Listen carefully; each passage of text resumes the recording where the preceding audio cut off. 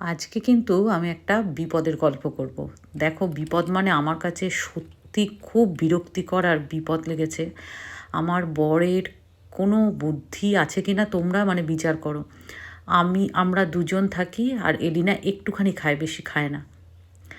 ও 4.5 KG ওজনের এই যে ভেটকি মাছটা নিয়েও চলে এসেছে। প্রথম কথা, আমাদের ফ্রিজটা কিন্তু ছোট, ফ্রিজারটা তো খুবই ছোট। আমি প্রায় কেঁদেই ফেলেছি, তোমাকে কি বলবো। দিদিকে ফোন করে, থইয়ার মাকে ফোন করে আমি কেঁদেই ফেলেছি। আমি এগুলো কোথায় রাখবো, এগুলো ধুতে, এগুলো আঁশ ছাড়ানো ছিল না, এগুলো করে বেসিন পরিষ্কার করা, বেসিন আটকে গেছে, বেসিনগুলো খুলতে পারছি না। একটা বিরক্তিকর। এটা হচ্ছে সব থেকে ছোটো সাইজ, যেটা লেজার ওপরের দিকে যে সাইজটা লাস্ট কাটে, এটা হচ্ছে সেটা।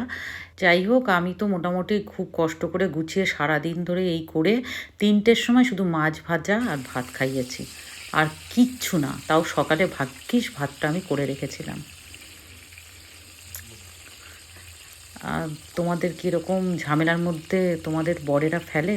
যদি ফেলে আমাকে একটু কমেন্টে জানিও। আমার বর এরকম বিপদে ফেলে।